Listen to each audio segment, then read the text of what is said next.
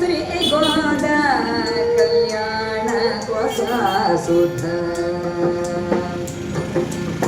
శ్రీ గోదా కళ్యాణ సుధ స్థిర బుద్ధి నానుడి శ్రీ గోదా కళ్యాణ సుధ స్థిర బుద్ధి నానుడి కరులార కళ్యాణ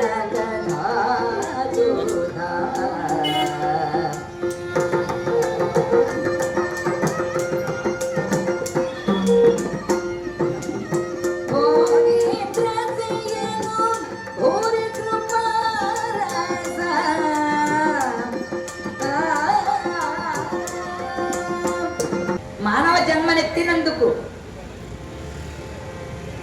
పరమేశ్వరుణ్ణి విశ్వసించినందుకు నమ్మకంతో బతుకుతున్నందుకు ఈ ధనుర్మాసంలో సంకీర్త్య నారాయణ శబ్దమాత్రం నారాయణ నామస్మరణము లక్ష్మీనారాయణుల యొక్క సేవ దీనజనుల యొక్క సేవ సమయాన్ని ధనాన్ని మనస్సుని పరమేశ్వరుడికి అంకితం చేయడం వలన శ్రీమన్నారాయణుడు పరమ కరుణామూర్తి అయిపోతాడండి అనుగ్రహించడానికి. అందువల్లే భగవద్గీతలో కృష్ణుడు ఒక మాట చెప్పాడు. ఏం చెప్పాడో తెలుసా అండి? మాసానా మార్గశీర్షోహం అన్నారు. అటు పుష్యమాసం 15 రోజులు ఉంటూ ఉండగా ఇటు మార్గశిర మాసం మధ్యలో 15 రోజులు ఉంటూ ఉండగా వచ్చేటువంటిది ఈ ధనుర్మాసం మనకు. అటువంటి ధనుర్మాసము లక్ష్మీనారాయణులకు అత్యంత ప్రీతికరమైనటువంటిది. ఈనాటి కథాగణంలో ఆ ధనుర్మాస వ్రతాన్ని చేసి అమ్మవారు భూదేవి గోదాదేవిగా భూమిపైన అవతరించి కలియుగము ప్రారంభమైన 97 సంవత్సరాలకే పుట్టేసిందిటండి ఆవిడ. కలియుగం ప్రారంభమైన 97 సంవత్సరాలకని మహానుభావులు ఋషులు మనకు చెప్పినటువంటి చరిత్ర. వాళ్ళు దివ్య దృష్టితో పరిశీలించి ఈ గోదా కళ్యాణం ఎప్పుడు జరిగింది అంటే 97 సంవత్సరాల లోపల కలియుగం ప్రారంభం అల్లకల్లోలం అయిపోతుందిట. అవిద్య, అజ్ఞానము, అహంకారము, వ్యాధి, దారిద్ర్యము, రోగాలు, భయంకరమైన పాపాలతో భూలోకం అంతా కలియుగంలో గడగడలాడిపోతున్న సమయంలో ఏం జరిగిందండి? పాలసముద్రంలో వైకుంఠంలో శ్రీమన్నారాయణుడు శ్రీదేవి భూదేవి అమ్మవారిద్దరితో కూడి ఉన్నాడు. ఆయన స్వామివారు వైకుంఠంలో శ్రీమన్నారాయణుడు క్షీరోదన్మ ప్రదేశే శిశుమణి విలసైకతే మప్తికానాం అంటూ ఉంటాం కదా. వైకుంఠంలో ఉన్నటువంటి పాల సముద్రపు తీరంలో ఉన్న ఇసుక బంగారపు కాంతితో వెలిగిపోతూ ఉంటుంది. బంగారపు ఇసుక రూపంలో ఉంటుంది కండి. అక్కడ ఆ సువర్ణమణిమయమైనటువంటి ఆ బంగారపు ఇసుకలో శుచిమణి విలస సైకతే మౌక్తికానం. సైకతము అంటే ఇసుక. ఆ ఇసుకలో ఏముంటుంది కండి? మంచి ముత్యాలు ఉంటూ ఉంటాయిటండి. మణులన్నీ కూడా ప్రకాశిస్తూ ఉంటాయిట. స్వామివారు పవళించిన పాల కడలి ఒడ్డు తీరంలో విష్ణు సహస్రనామంలో మనం చెప్పుకుంటూ ఉంటాం. అటువంటి సమయంలో ఎంతో ప్రేమగా శ్రీదేవి భూదేవి ఒక కాలు ఒకరు పట్టుకున్నారట. నా కాలు ముట్టుకున్నామంటే ఈ కాలు విరిచేస్తా, ఈ కాలు ముట్టుకున్నామంటే ఆ కాలు విరిచేస్తా అనే భార్యలు కారుట వాళ్ళు. స్వామివారి 2 పాదాలు, ఒకటి సత్యము, రెండవది ధర్మము. శ్రీదేవి అమ్మవారు ఒక పాదాన్ని పడుతోందిట, సత్యాన్ని ఆశ్రయించి ఉందిట అమ్మవారు మహాలక్ష్మి. భూదేవి ఉన్నదట, ధర్మాన్ని ఆశ్రయించి ఉన్నదట భూదేవి. అలా ఇద్దరు కూడా 2 పాదాలను పడుతూ ఉంటే స్వామివారు ఏదో దీర్ఘమైన ఆలోచనలో ఉన్నారట. దశావతారాలు ఎత్తావు కదయ్యా, ఇంకా ఎందుకు ఆలోచిస్తూ ఉన్నావు? ఏమిటో ఆలోచనలో ఉన్నావే, ఎక్కడుంది నీ మనస్సు అని అడిగిందండి భూదేవి కావాలని. అనగానే ఆయన అన్నట్ట, చూసారా కలియుగంలో మానవులు ఎలా ఉన్నారు? రోగాల బారి పడిపోయారు, విద్యలు అవ్వడం లేదు, అజ్ఞానంతో ఉన్నారు, దారిద్ర్యంతో ఉన్నారు, నానా కష్టాలతో వాళ్ళు వేగిపోతూ ఉన్నారు. ఇది నాకు చాలా కష్టం అనిపిస్తోంది. ఈ కలియుగంలో ఉన్న మానవ కోటిని సకల జీవజాతిని కూడా రక్షించాలి అనగానే అప్పుడు లక్ష్మీదేవి అందట అవతారాలు అయితే మీరే కాదు మీతో పాటు నేను కూడా ఎత్తా 9 అవతారాల్లోనూ నేను ఉన్నా అందుట ఆవిడ. అనగానే అందుట స్వామి మీరు లక్ష్మీదేవి విశ్రాంతి తీసుకోండి, ఈసారి భూ రక్షణ చేయాలి కదా, ఆ భూమిని నేనే కదా, నేనే రక్షణ చేస్తా, నాకు ఆజ్ఞ ఇవ్వండి అని అడిగింది భూదేవి. అలా అడగగానే దేవి నీవెలా రక్షిస్తావు అని మీరు ఆజ్ఞ ఇచ్చారంటే మీ శక్తి అంతా నాలో ఉంటుంది స్వామి. భూలోకానికి వెళ్ళి అజ్ఞానంలో ఉన్న వాళ్ళని జ్ఞానంలోనికి తీసుకొని వస్తా. చీకట్లలో జై శ్రీమద్రమారమణ గోవింద. ఎవరో 2 అంటున్నారు, 3 అంటున్నారు, మిగిలిన వాళ్ళు ఉన్నవాళ్ళు 10 మంది నాకు గట్టిగా గోవింద నామస్మరణ చేయకపోతే అలాగండి. 7 కొండలవాడ వెంకటరమణ గోవింద.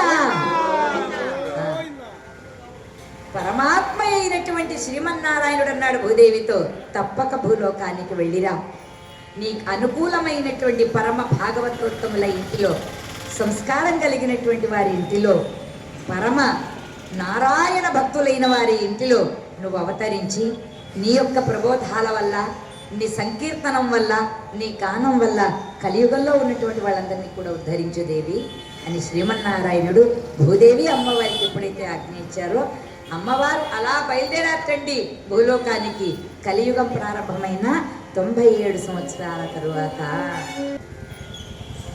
భూదేవి అమ్మవారు అలా విలాసంగా తన లోకానికి భూలోకానికి కదలి వస్తూ ఉన్నారు. అలా కదలి వస్తూ ఉన్నటువంటి సమయంలో ఎవ్వరి ఇంట తాను బిడ్డగా అవతరించాలి అని ఆలోచిస్తున్నటువంటి సమయంలో శ్రీవిల్లిపుత్తూరు వైపు కదలి వస్తోంది ఆ తల్లి భూదేవి అమ్మవారు. శ్రీవిల్లిపుత్తూరు, దాన్ని రామనాథపురము అనేవారు. అది పరమ పవిత్రమైనటువంటి శ్రీరంగ క్షేత్రానికి చాలా దగ్గరలో ఉంటుంది, కొద్ది గంటల ప్రయాణం మనకి శ్రీవిల్లిపుత్తూరు.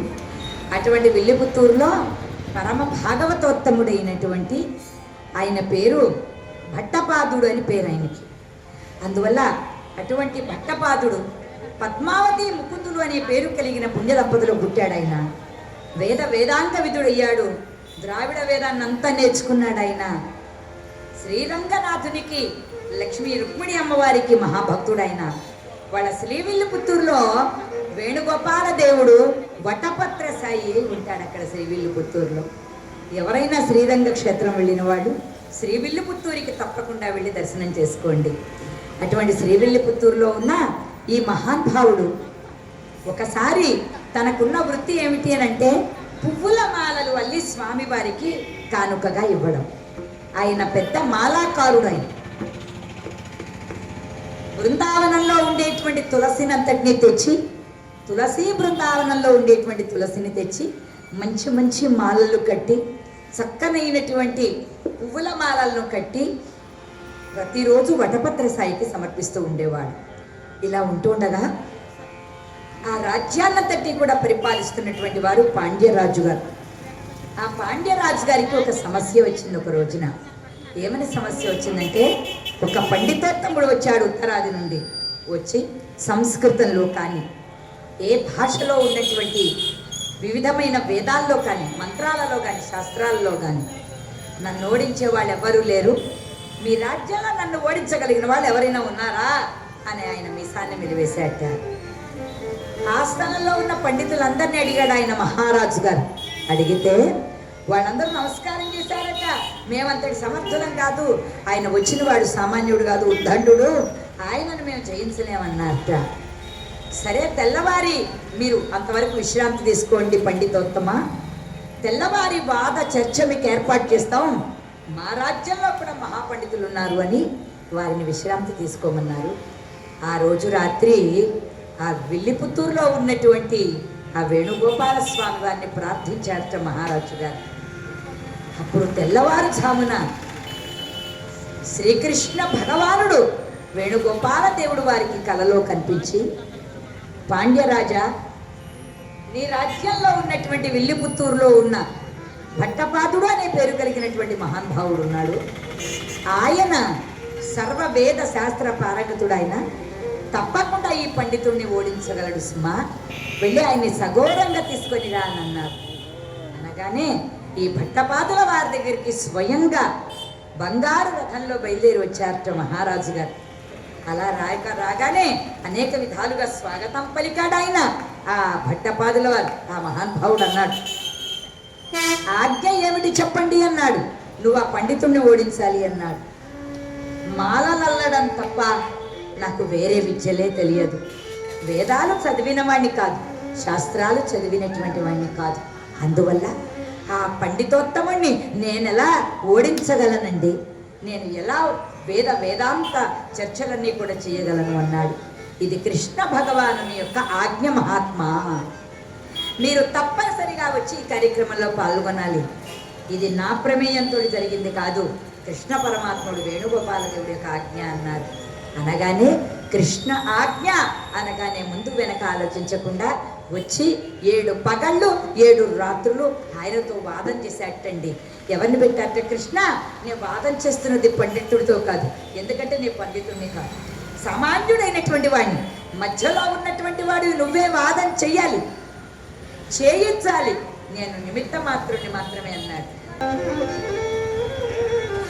7 రాత్రులు 7 పగళ్ళు ఆ పండితోత్తముని తర్కవాదముల చేత తామించి ఓడించాటండి ఆయన. అలా ఓడించగానే ఆ పండితుడు నమస్కారం చేసి, ఇటువంటి వేదాంగ పారంగతుని నేను ఎక్కడా చూడలేదు, అందువల్ల నేను ఓడిపోయానని ఒప్పుకుంటున్నాను. నా ఈ ఘంటా కంకణాలు, ఈ సన్మానాలన్నీ కూడా ఆయనకే చెయ్యండి అని చెప్పి ఈ భట్టపాదుల వారికి నమస్కారం చేసి పండితుడు వెళ్ళిపోయాడు. ఆశ్చర్యంలో వెలిగిపోయాడు ఆ పాండ్యరాజు గారు. ఏది రాదని అన్నావు కదయ్యా, మరి ఎలా వాదించావు? తర్కవాదముల చేత మించి ఓడించావు. 7 రాత్రులు 7 పగళ్ళు ఓడించావు కదా ఆయనతో వాదించి అని అనగానే అప్పుడు ఈయన అన్నాడట, ఇదంతా కృష్ణ భగవానుడి యొక్క అనుగ్రహము, నేను పలికినది కాదు, నేను చెప్పినది కాదు అన్నారు. అలా అనగానే నా అర్ధరాజ్యాన్ని నీకు ఇచ్చేస్తున్నానన్నాడు. నిస్పృహస్య తృణం జగత్. ఎవరికైనా సరే, ఎంత గొప్పవాడికైనా వైరాగ్యం రావాలి ముందర. బతికున్న నాళ్ళు కూడా పీకులాటే, మాయదారి పీకులాట. అందువల్ల ఒక వయస్సు వచ్చేసిందంటే వదిలేయాలంటే వాడే జ్ఞాని అవుతాడు, వాడే సుఖంగా బతుకుతాడు అన్నమాట. తాపత్రయాలు పెరిగిపోయినటువంటి వాడికి జీవితంలో సుఖం ఉండదు, హార్ట్ అటాక్లే వస్తూ ఉంటాయి అన్నమాట. అందువల్ల ఒక వయస్సు వచ్చిన తర్వాత వాడికి కొంచెం దూరం అయిపోయి ఆ స్వామి దగ్గరకు మనసు చేరిపోవాలి. అందువల్ల ఏమయ్యా, ఆ భగవంతుడి పాదాల దగ్గర బతికేవాడిని నిస్పృహస్య తృణం జగత్. నాకు ఈ వైభోగాలు, ఈ రాజ్యాలు ఇవన్నీ కూడా నాకు గట్టి పరకతో సమానమైనటువంటివి. నా దగ్గర భగవన్నామం అనే అమృతం ఉంది. ఈ పులిసిన మజ్జిగల్ లాంటి భోగాలు నాకు అక్కర్లేదన్నాడు. అక్కర్లేదన్న తరువాత సరే, నా తృప్తి కోసం కృష్ణుణ్ణి సన్మానించుకున్నాను అనుకుంటాను, ఒక్కసారి నిన్ను ఏనుగు అంబారీ మీద ఎక్కించి ఊరేగించనీయవయ్యా అన్నాడు. సరే, మహారాజు గారి మాట కాదనలేక ఏనుగు అంబారిని ఎక్కాడు ఆయన. ఆ ఎక్కినప్పుడు వాళ్ళందరూ కూడా జయజయధ్వానాలు చేస్తూ ఉంటే కాస్త ఆనందం అనిపించింది భట్టపాదుడికి. కనిపించి స్వాముల వారికి చెప్పారట, ఆ విల్లిపుత్తూరులో ఉన్నటువంటి ఆ వేణుగోపాల స్వామికి, శ్రీరంగనాథుడికి అన్నట, పల్లాండు పల్లాండు పల్లాయిరత్తాండు పలకోడి నూరాయిరం మల్లాండ తిండోల్ మణివన్న ఉంచేవడి సెవ్వి తిరుక్కాపు అన్నట్టు 11 శ్లోకాలతో చెప్పినటువంటి తిరుపల్లాండు ఈనాటికి ఏ వైష్ణవ క్షేత్రంలో అయినా, ఆ రామచంద్రమూర్తి ఆలయాల్లో కానివ్వండి, ధనుర్మాసంలో కానివ్వండి, విష్ణుమూర్తి ఆలయాల్లో కానివ్వండి, ఎక్కడ చూసినా కూడా పల్లాండు పల్లాండు పల్లాండు అంటే నీకు మంగళమగుగాక మంగళమగుగాక, పలగోడి నూరాయిరం, ఇంకా వేల వేల సంవత్సరాలు నేను ఇంకా వర్ధిల్లుతూగాక. దేవుడికి కూడా ఆశీర్వచనం చేస్తారండి భక్తులు.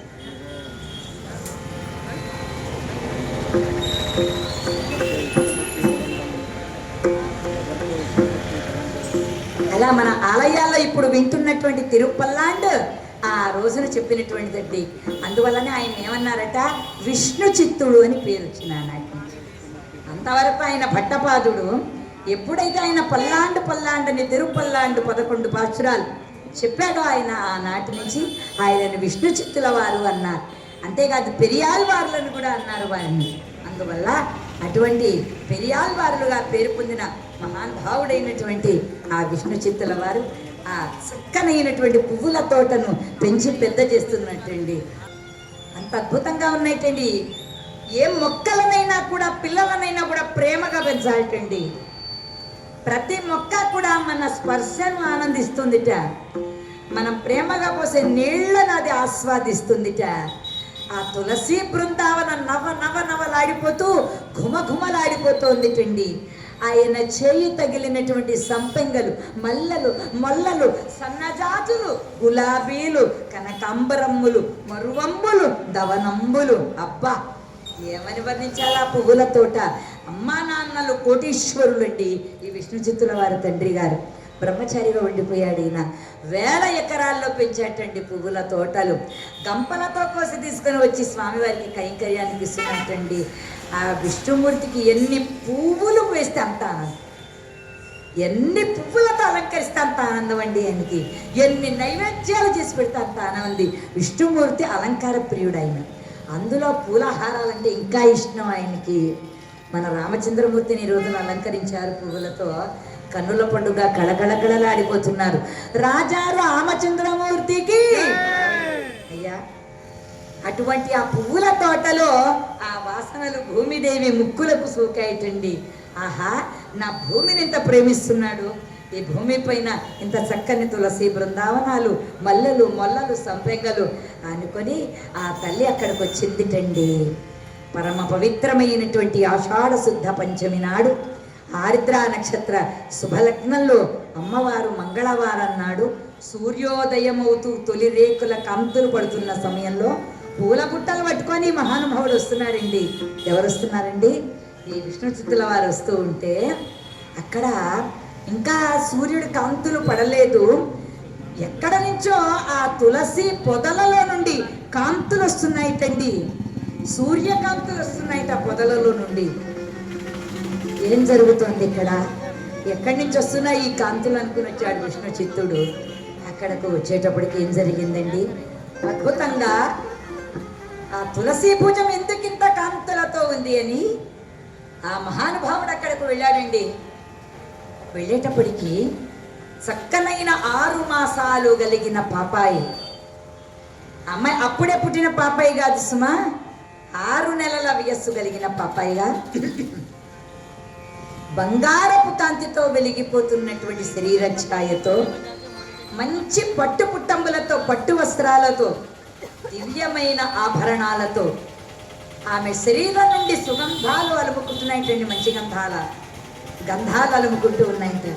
కన్నుల నిండా కాటుక, మంచి కస్తూరి తిలకం, శరీరం అంతా ఆభరణాలు, పచ్చనైనటువంటి పట్టు పుట్టంబులతో అమ్మాయి పాకుకుంటూ వచ్చే వయస్సులో అవతరించిందండి ఆవిడ. దేవతలందరూ కూడా పూల వర్షాన్ని కురిపించగా, చక్కనైన ముత్యాల జల్లుల్లాగా వర్షం పడగా, అమ్మాయి వెలిగిపోతూ పరుగు పరుగున వచ్చి విష్ణు చిత్తుడి యొక్క పాదాలను పట్టుకుంటుంది. ఆ పాప హాస్యంలో వెలిగిపోయాడు ఆయన. ఆ రాజు జనక మహారాజు గారికి ఎలా అయితే జానకి అమ్మవారు లభించిందో, ఈ రోజున నా పుణ్యాల ఫలము పురుషోత్తముడైన నారాయణుని కృప, ఈ చిన్నారి పాప నాకు లభించిందని పొంగిపోయినాడు ఆయన. ఓర్పు నేర్పుల వైష్ణవోత్తముండు. అటువంటి ఆ మహానుభావుడు కడుపున కనలేదు, పెళ్లి చేసుకోలేదు, భార్య లేదు, ఇల్లాలు లేదు, సంసారం లేదు, వాకిలి లేదు, ఏమీ లేదు. ఒక్క రోజును కూడా అబద్ధం ఆడనటువంటి వాడు. ఆ పాపాయి గురించి రోజు అబద్ధాలు ఆడుతున్నట్ట. ఇదిగో చూడు, అదో చందమామ వచ్చారు చూడు, ఇదిగో చూడు అక్కడ గోవు వచ్చింది చూడు, ఇదిగో చూడు అది వచ్చని పాపను అమ్మాయికి ఏం పేరు పెట్టాలి అని ఆలోచించాడు ఆయన. ఆలోచించి విష్ణుమూర్తికి కూడా ఇష్టమైన పేరు పెట్టాలి పాపకు అని గోద అని పేరు పెట్టాట. గోద అని అంటే తమిళంలో అర్థం ఏమిటి అంటే పూలమాల అని అర్థం. అందువల్ల కోదై అని పేరు పెట్టారు. మన తెలుగు వాళ్ళందరూ తమిళ వాళ్ళందరూ ఏమని పిలుస్తారంటే గోదా అని పిలుస్తారన్నమాట. భగవంతుడికి భక్తి కాబట్టి భగవంతుడికి కూడా ప్రియమైన పేరు ఏదైనా ఉందంటే అమ్మకు పెట్టిన గోదాదేవి అనేటువంటి పేరు. ఎవరైతే గోదాదేవి అని స్మరించుకుంటారో, ఒక్కసారి తలుచుకుంటారో, రంగనాథుడు వాళ్ళ ఇంటి వైపు వాళ్ళ కుటుంబం వైపు తిరిగి చూస్తాడు. అటువంటిది ఆ గోదా నామస్మరణం. అందువల్ల గోదా శ్రీరంగనాథులకు అలా అమ్మాయికి గోదా అని పేరు పెట్టి అల్లారు ముద్దుగా పెంచి పెద్ద చేస్తున్నట్ట, అక్షరాభ్యాసాన్ని చేయించాట, అమ్మాయికి నిరంతరం భాగవత కథలను వినిపిస్తున్నట్టు. అలా భాగవత కథలన్నింటినీ కూడా వినిపిస్తున్నట్టండి. అమ్మాయి పెరిగి పెద్దదవుతోందిటండి. ఆ పాప సద్గుణాలు ఎటువంటివో మా గురువుగారు వర్ణించారు ఈ కీర్తనలో. జై శ్రీమద్రమారమణ గోవింద. చదువులలో సరస్వతి, చక్కదనాలలో రతీదేవి అమ్మాయి. కదలినన్ కలహంస గతి, హంసలాగా అందంగా నడుస్తుందిటండి. కలకంఠ మృదు మధుర రుతి అని అన్నారు. మాటలు ఎంతో మధురంగా ఉండాలిటండి. ఎదుటవాడిని సూదితో గుచ్చినట్లుగా అస్సలు మాట్లాడకూడదుట. మనం ఎటువంటి వాళ్ళము అంటే మన మాటే భగవంతుడి యొక్క అనుగ్రహం కావాలంటే మన మాటే బాగుండాలి. ముందర అన్నిటికీ ఆధారమైనది ఈ జిహ్వాగ్రే వసతే లక్ష్మి అన్నారు. పలికినన్ కలకంఠ మృదు మధుర రుతి, అంత మధురమైనటువంటి మాటలు కలిగింది చండి ఆ అమ్మాయి. చిన్నప్పటి నుంచి తండ్రి గారు చెప్పినటువంటి మంచి మంచి భాగవత కృష్ణ కథలతో అమ్మాయి పెరిగి పెద్దదవుతుంది. తండ్రి ఆయనే గురువు అమ్మకు, గోదాదేవికి. వేరే గురువు గారంటూ వేరే వారు ఎవరు కూడా లేరు. అందువల్ల ఆమెకు అన్ని కృష్ణుడే చేశాట ఆ తండ్రి గారు.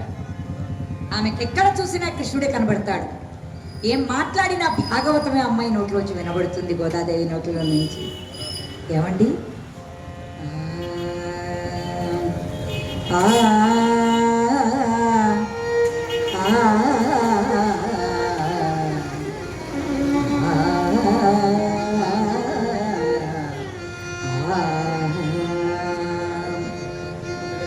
నీవే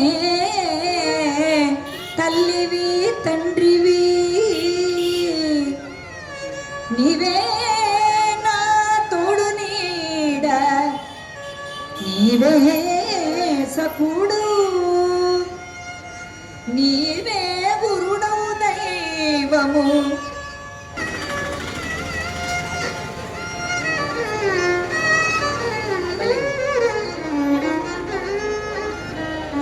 నల్లనివాడు పద్మనయనంబులవాడు తన స్నేహితురాలతో అంటుంది. అదిగో చూడండి కృష్ణుడు నాకు కనబడుతున్నాడు. అదిగో బృందావనంలో ఉన్న కృష్ణయ్య మన పువ్వుల తోటలో వచ్చి గెంతులు వేస్తూ ఉన్నాడు, ఆడుతూ ఉన్నాడు. అదిగో గోవుల మందలు.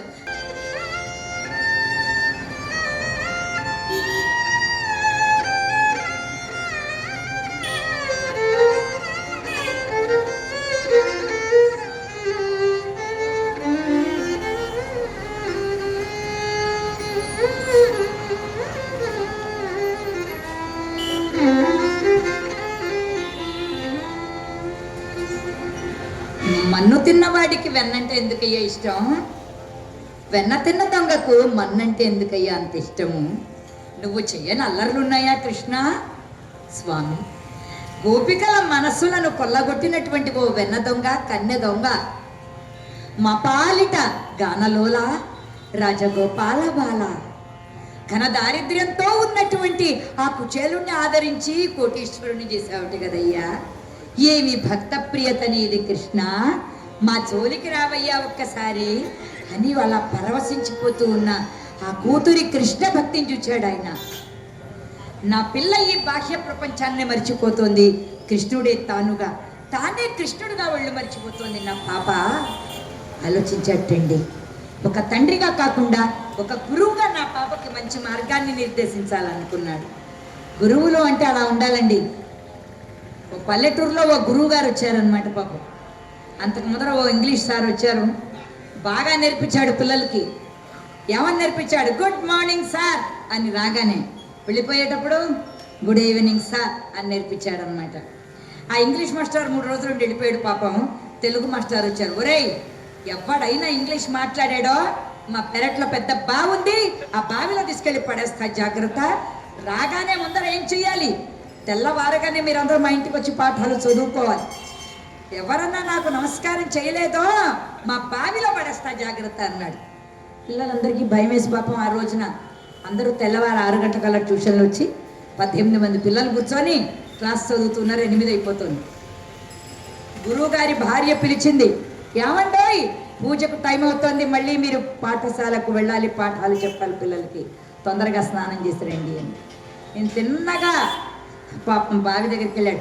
ఏమేవ్ కొత్త సబ్బు, నిన్న మైసూర్ శాండల్ సోప్ తెచ్చా, అంత ఉంది, అది ఏకంగా అరచెయ్యంత ఉంది, ఏకంగా తీసుకురా కొత్త సోపుని సీల్ తీసి అన్నాడు. ఆయన తీసుకొచ్చిన మహా ఇల్లాలు కాస్త ఇచ్చింది, రుద్దుకోండి అంది ఆవిడ. పెట్టి పర్రా పర్రా రుద్దుతున్నాడు గురువుగారు. ఈ లోపల నీళ్లు పడ్డంతో గుండ్రంగా ఉందేమో, డుబుక్కుని ఎగిరింది ఆ సబ్బు కాస్త. అది కాస్త ఎగిరి ఎక్కడ పడిందండి, బావిలో పడిపోయింది. తనగా అయ్యో ఇప్పుడే సీల్ తీసాం ఆ సబ్బు కాస్త, కొత్త సబ్బు బంగారం లాంటి సబ్బు కాస్త బావిలో పడిపోతుందని పాప తను సబ్బు ఒళ్ళుకు రుద్దుకున్నాను సంగతి మర్చిపోయి బావిలో ఒక కాలేసి సబ్బు పట్టుకున్నాం అనుకున్నాడు. సబ్బు జారింది, గురువుగారి కాలు జారింది. ఇద్దరు ఢామ్మని పడిపోయారు బావిలో. కాస్త గుండెలు బాదుకుంటూ వచ్చింది గురువమ్మ గారు. అమ్మమ్మ మీ గురుగారు పడిపోయారు, మీ గురుగారు పడిపోయారండి. పిల్లలందరూ వెళ్ళారు, కాళ్ళు తెచ్చారు, గొలుసులు చేశారు, బావిలో వేశారు. ఒరేనా ప్రాణాన్ని రక్షించండి రాని గురుగారిని బయటికి లాగుతూ ఉన్నారు. ఇంకా గురువు గారు వచ్చి బావి గట్టును అందుకోబోతున్నారు. ఈ లోపల ఇద్దరు పిల్లలు లేటుగా వస్తున్నారు అనమాట, మర్చిపోయారు, నిద్రపోయారు. వాళ్ళు లేటుగా అయిన పెడతాం, గురువు చేత 2 దెబ్బలు తింటున్నామని వాళ్ళు వస్తున్నారు. ఒరే బావి దగ్గర అందరూ కలిపి ఏం చేస్తున్నారా అన్నారు. గురువుగారు బావిలో పడిపోయారా, సబ్బుని గురువుగారిని ఇద్దరిని బయటకు తీస్తున్నాం అన్నారు. అలాగా మేము కూడా చెయ్యేస్తాం ఆగండి అన్నారు. ఇద్దరు వచ్చారు, బావిలో తొంగి చూశారు, గురువుగారు పైకి చూశాడు. ఇలా గురువు గారు నమస్కారం అని అన్నారు. ఒరే గురువుగారేమో వచ్చి రాగానే ముందు నమస్కారం పెట్టాలి రాగానే అన్నారు, పెట్టకపోతే బావిలో పడేస్తానన్నాడు. లేటుగా వచ్చి వీళ్ళిద్దరూ నమస్కారం చేశారా, మనం 18 మంది మర్చిపోయాం. కాబట్టి తాళ్ళు ఎక్కడ పోతాయి, గురువు గారు ఎక్కడ పోతాడు, 10 నిమిషాలు కావాలంటే బావిలో పడి ఉంటాడు గురువు గారు. నమస్కారం పెట్టిందంటే బైక్ లాగుదాం, లేదంటే మనల్ని బావిలో పడేస్తాడు ఆయన పైకి, మనం బావిలోనూ ఉంటాము. ఒక్కళ్ళనైతే లాగాము, 18 మందిని ఎవరు లాగుతాడురా, కాబట్టి నమస్కారం చేద్దాం. తాళ్ళు అడ్డంగా ఉన్నాయన్నాడు, వదిలేయండి తాళ్ళతో సహా గురువుగారిని అన్నారు. మొత్తం 18 మంది తాళ్ళతో సహా గురువుగారిని బావిలో వదిలేసి గురువుగారు నమస్కారం అన్నారు. ఏమయ్యాడా గురువు, ఏమయ్యాడా బావి ఏమైందో పాపం. అందువల్ల ఇలాంటి శిష్యులు కాదండి ఉండవలసింది. అమ్మ గోదాదేవి ఎలాంటి బంగారు తల్లి, ఆ తల్లికి దొరికిన గురువు, దైవము, ఆ తండ్రి అందరూ ఆ విష్ణు చిత్తుల వారే. అందువల్ల ఆ మహానుభావుడు అమ్మాయికి చెప్పాడు,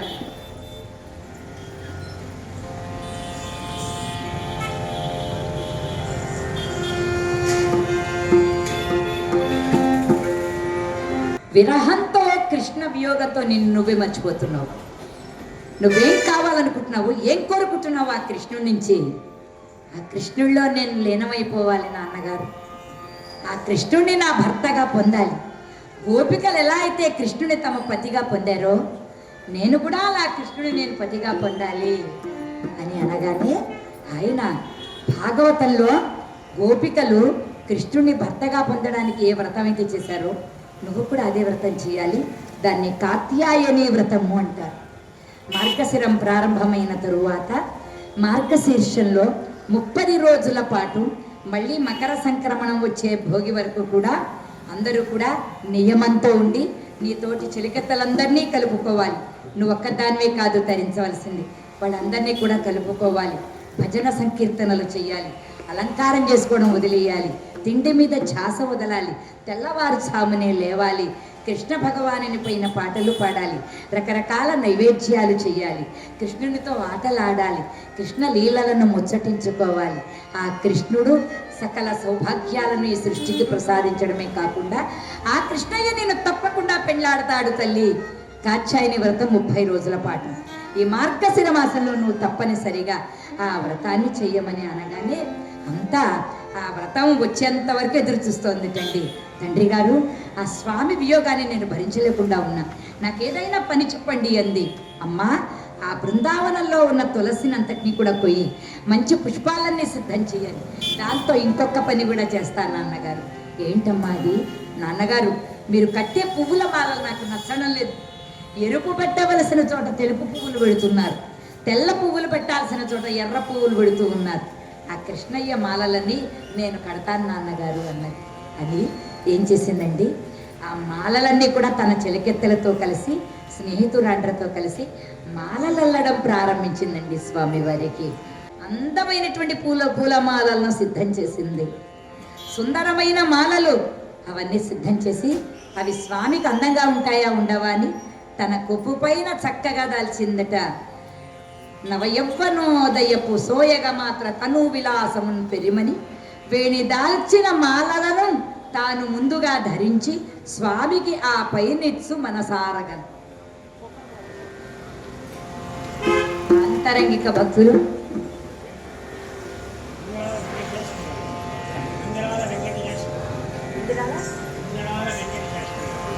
ఉంగరాల వెంకట శాస్త్రి గారు, శేషగిరిరావు గారు, వెంకట శేషగిరిరావు గారు ఉంగరాల వారు ఎంతో భక్తిపూర్వకంగా 51 రూపాయలని నాటి ప్రతిరోజు నిత్య భక్తులు వారు ఇక్కడికి వచ్చినటువంటి హరికథా భాగవతోత్తములందరికీ సమర్పణం చేస్తూ ఉంటారు. వారికి వారి కుటుంబానికి గోదా శ్రీరంగనాథులు సీతారామ లక్ష్మణుల హనుమ సమేతంగా రక్షించాలని కోరుతారు.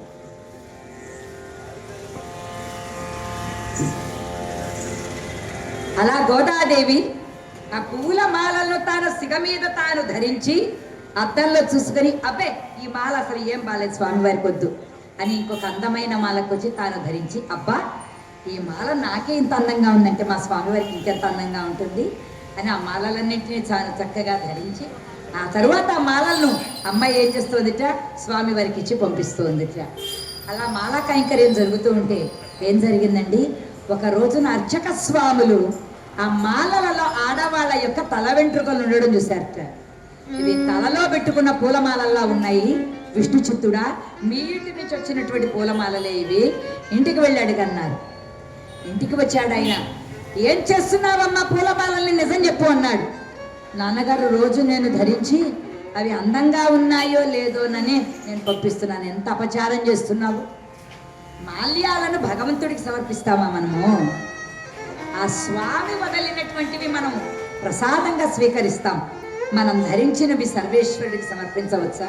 ఎంత అపచారం చేశావని, ఎంత పని చేశావమ్మా, ఇంత సాహసం చేస్తావా అనగానే నాన్నగారు ఆ స్వామికి మాలలు అందంగా ఉన్నాయో లేదోనని నేను ముందర ధరించి అవి బాగున్నాయంటేనే స్వామివారికి పంపించాను. నేను ధరిస్తే ఇంత అపచారం జరుగుతుందని తెలియలేదు. నా వల్ల మీకు ఎంత చెడ్డ పేరు తెచ్చిపెట్టాను. ఇక పైన ఆ స్వామికి నా మాలలు పంపించవద్దు నాన్నగారు, నన్ను మన్నించండి అనగానే ఒక వంక ఆయన విచారంగా ఉంది, ఒక వంక అమ్మవారి విచారంగా ఉంది. పరమ భక్తులైన వీళ్ళిద్దరు విచారంగా ఉంటే స్వామివారు సంతోషంగా ఉంటారా? ఆయన విచారంగానే ఉన్నారు. అర్చకులకు సందేహం వచ్చిందట. రోజు కళకళలాడుతూ ఉండేవాడు కదా స్వామి, ఏమిటిలా వెలవెలపోయావన్నారట. ఆడవాళ్ళ కేశాల నుంచి వచ్చే సుగంధాలతో ఉన్న ఆ పూలమాలల యొక్క ఆ సౌరభాలు వేరేనయ్యా. మా గోదాదేవి కేశాల యొక్క సంపంగి నూనెల యొక్క గుమగుమలు ఈ పూలమాలలో లేవు.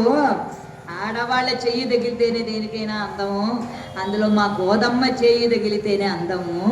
అందువల్ల ఇక పైన పడతి మును దాల్చి తాను ఒసగిన పూతామములనే తాల్తు నిక మీద ఆదరమునా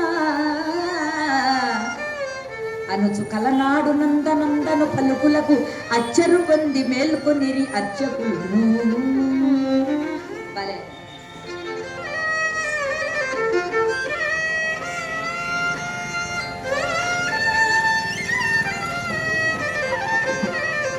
గోదాదేవి ధరించి ఇచ్చిన మాలలైతేనే ఇక మీదట నేను ధరిస్తా. చూడి కుడుత్త నాచియారు. చూడి అంటే ధరించడం, కుడుత్త తాను ధరించి ఇచ్చినటువంటి చూడి కుడిత నాచియారు. తాను ధరించిన పూలమాలను ఆ స్వామివారికి ఇచ్చినటువంటిది ఆ తల్లి అని ఎప్పుడైతే ఆ స్వామివారు అన్నారట, గోదమ్మ ధరించి ఇచ్చిన పూలమాలని నాకు వెయ్యండి అన్నారట. అర్చుకులు పరుగు పరుగున వచ్చారు. విష్ణు చిత్తుడా, ఓ పరమ భాగవత శిఖామణి, ఎక్కడున్నావయ్యా నువ్వు? ఎక్కడ? మా గోదమ్మ ధరించిన పూలమాలలే స్వామివారికి కావాలి అనగానే అప్పుడు అమ్మవారు తాను ధరించిన మాలను స్వామివారికి కైంకర్యంగా ఇవ్వగానే కోటి కాంతులు వచ్చేసాయిట వేణుగోపాల స్వామివారి యొక్క. అప్పుడు చెప్పేసింది రండి అమ్మవారు. ఏమని చెప్పింది రండి? స్వామి ఐ లవ్ యూ అని చెప్పేసింది రండి అమ్మవారు. కృష్ణ నేను నీకు మనసిచ్చానయ్యా అందుక కృష్ణుడిని. అలా మనసిచ్చానన్న తరువాత నీ తండ్రి గారు నీకు గురువు, ఆయన చెప్పిన కాత్యాయని వ్రతాన్ని ధనుర్మాస వ్రతాన్ని చేయమన్నారు స్వామివారు. మార్గశిర మాసం వచ్చిన తర్వాత చక్కగా తన స్నేహితురాలందరినీ కూడా మేల్కొల్పి అమ్మవారు తీసుకుని వస్తుందట. శ్రీమద్ రమణ గోవింద. చెప్తుందంట, ఓ మేఘుడా.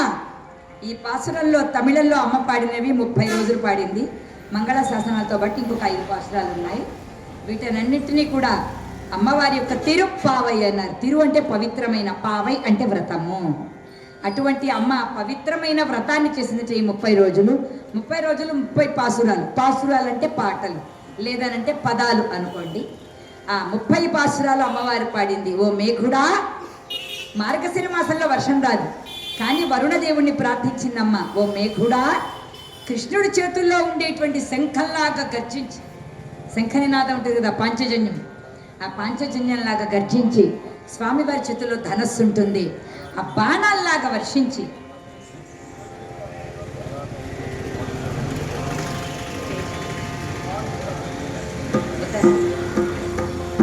ఆంతరంగిక భక్తులుగా అమ్మవారు గోదాదేవి పాడిన మధురమైన తీయనైన పాసురాలను వింటూ, తీయనైనటువంటి చక్కనైనటువంటి జీడిపప్పు పానకాన్ని మాకు కానుకగా సమర్పిస్తూ 100 రూపాయలు కూడా కానుక ఇచ్చారు పెద్దలు, అజ్ఞాత భక్తులు.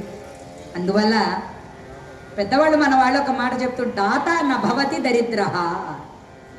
ఎవరికైతే పెట్టడం తెలిసిందో, ఎవరికైతే ఎదుటి వాళ్ళకి ఇవ్వడం తెలిసిందో, జన్మ జన్మలకు కూడా వాళ్ళు దరిద్రులు కాలేరము అంట. అందువల్ల భగవద్ అనుగ్రహానికి ఎలా ఉండాలంటే ఇలాగే ఉండాలట చెయ్యి, ఎప్పుడు ఇలా ఉండకూడదుట. భగవంతుడా ఈ చెయ్యి ఇలా మాత్రమే ఉండేటట్టుగా అనుగ్రహించని కోరుకోవాలట.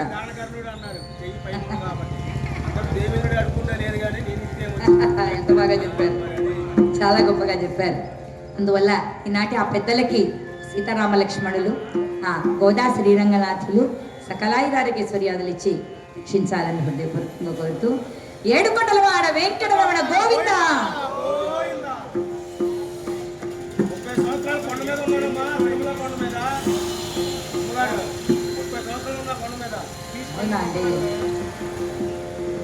అందువల్ల అమ్మవారు 30 రోజుల పాటు వ్రతాన్ని చేసి ఆ కృష్ణ భగవానునికి భక్తి అనే ఆయుధాన్ని మాకు ప్రసాదించండి. ఆ భక్తినే పరై అని అన్నారు. అమ్మవారు రచించిన తిరుప్పావైలో ఆ 30 రోజుల వ్రతానికి ఆమెకు కానుకగా ఆ శ్రీకృష్ణ భగవానుడు దివ్య మంగళ స్వరూపంతో, ఆ తల్లి యొక్క కన్నుల ముందర మంగళ స్వరూపంతో సాక్షాత్కరించాడు. ఆ శ్రీకృష్ణ భగవానుణ్ణి చూసి ఆ వేణుగోపాల దేవుడు ఆమె కన్నుల ఎదురుగా సాక్షాత్కరించాడు. మురళీధారి అయి స్వామివారు వటపత్రశాయి, వేణుగోపాల స్వామివారు నీల ఘనాఘన శ్యామ సుందర రూపంతో, అమ్మవారు అలంకరించుకొని ఇచ్చిన పూలమాలలతో, చక్కనైన చిరునవ్వులతో, విశాలమైనటువంటి కన్నులతో స్వామివారు సాక్షాత్కరించి, గోదా నీ భక్తికి నేను చాలా సంతోషించా. నువ్వు నీ తండ్రి గారైనటువంటి విష్ణు చిత్తుల వారితో కలిసి, పరమ భక్తులందరితో కలిసి 108 తిరుపతులను దర్శనం చేయవలసింది, 108 తిరుపతుల దర్శనం చేయవలసింది అని అనగానే అమ్మవారి ముందుగా విల్లుపుత్తూరు నుంచి ప్రయాణమై మొదట దర్శనం చేసిన క్షేత్రము శ్రీరంగనాథుని యొక్క దివ్య పుణ్యక్షేత్రము. దశావతారాల యొక్క దర్శనం కలిగింది గోదాదేవికి. రంగనాథుణ్ణి చూడగానే మనసిచ్చేసిందిటండి ఆవిడ. అదేమిటండి, శ్రీవిల్లిపుత్తూరులో ఉన్న వేణుగోపాల దేవుడిని ప్రేమించింది కదా, వటపత్ర సాయికి మనసిచ్చింది కదా, మరి ఇక్కడ శ్రీరంగనాథుడికి ఎలా మనసిచ్చింది అంటే అదే దైవలీల.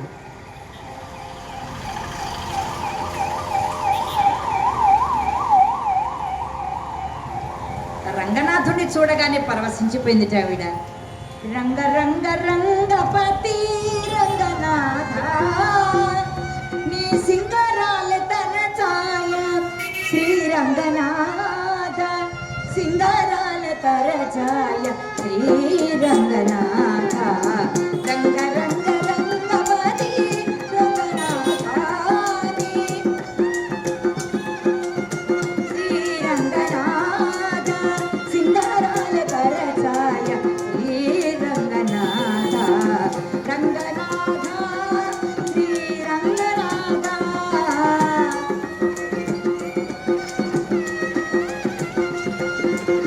పట్టపగలే మాతో పనసగనవు నీవు, పట్టపగలే మాతో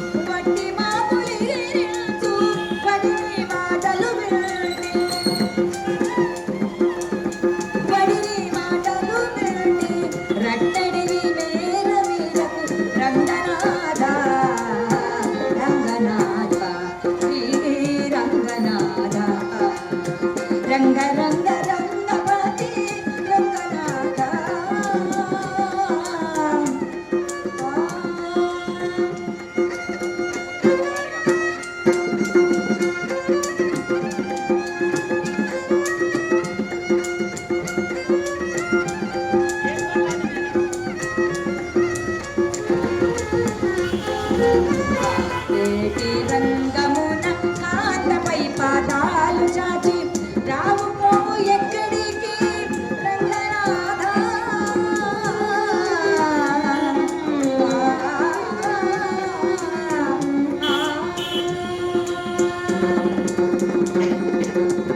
వేటి రంగమున కాంతపై పాదాలు చాచి రావు పోవు ఎక్కడికి రంగనాథ. శ్రీ వెంకటాద్రి మీద చేరి నన్ను గూడితివి.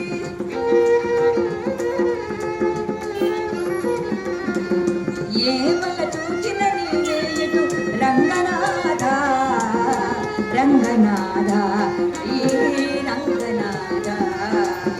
రంగ రంగ రంగపతి రంగనాథాని సింగారాల తరచాయ శ్రీరంగనాథ. సింగారాల తరచాయ శ్రీరంగనాథ.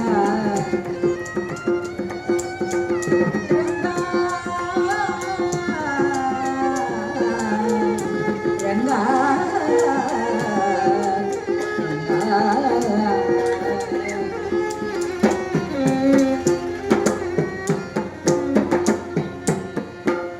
రంగనాథుని అలా కీర్తించి అమ్మవారు ఇక్కడ నుంచి 108 తిరుపతులను దర్శనం చేస్తూ తిన్నగా తిరుపతికి వచ్చారు అమ్మవారు. ఈనాటికి తిరుపతిలో ప్రతి ధనుర్మాసంలో గోదామ్మవారి యొక్క తిరుప్పావై సేవ ఉంటుంది సుప్రభాతం తర్వాత. ఇంకా ఏ సేవలు ఉండవు ఈ నెల రోజులు కూడా తిరుమలలో స్వామివారి. అటువంటి స్వామివారిని చూచి ఆమె దర్శనం చేసుకొని పొంగిపోయి కీర్తించింది. ఇతడొకడే సర్వేశ్వరుడు శిఖ కమలాక్షుడు శ్రీ వెంకటేశుడు.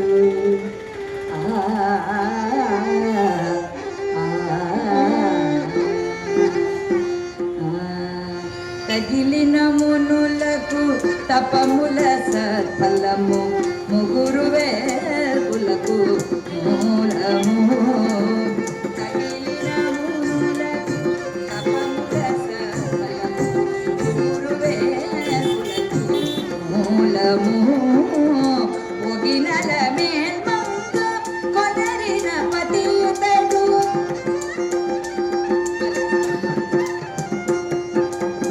జిగిమెచిన ఈ శ్రీ వెంకటేశుడు. గోవింద హరి గోవింద వెంకటరమణ గోవింద వెంకట